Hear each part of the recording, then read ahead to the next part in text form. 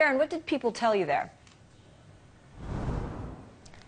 Hi, Angie. So it was really interesting in Palawan. It's really a place where you see both the U.S. and the Chinese influence. The U.S. has been conducting joint military drills with the Filipinos there.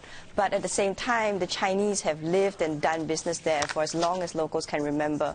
And for the locals, what they really want is just a peaceful solution. They're totally fine with the Chinese presence, and they appreciate the U.S. support. For Chinese businessmen, however, they see an increasing tension. They're afraid that there are growing suspicions that they might be spies or they might be working for China.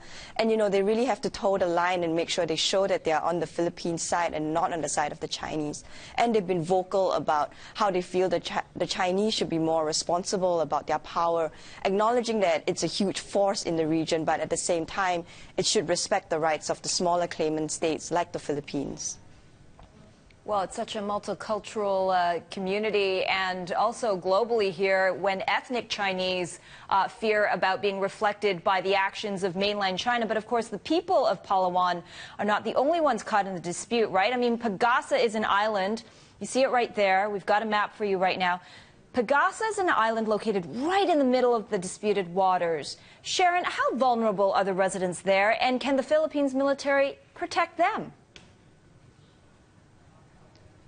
Yes, they're definitely vulnerable. To them, China is a constant presence. They can see the lights from the cranes conducting the reclamation islands right next to them. They see Chinese ships in the waters circling the island all the time. Their fishermen have had encounters with Chinese ships, dangerous encounters.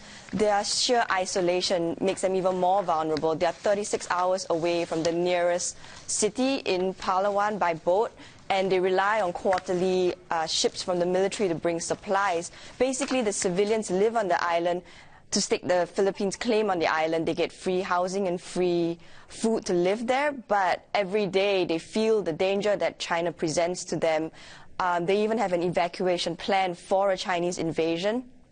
It used to be they had originally planned just to evacuate, but now they are forming a new plan to defend the island as well. So for these 120-odd people who live on that isolated island, China's presence really is a constant part of their lives, and it's really a source of an actual threat to them.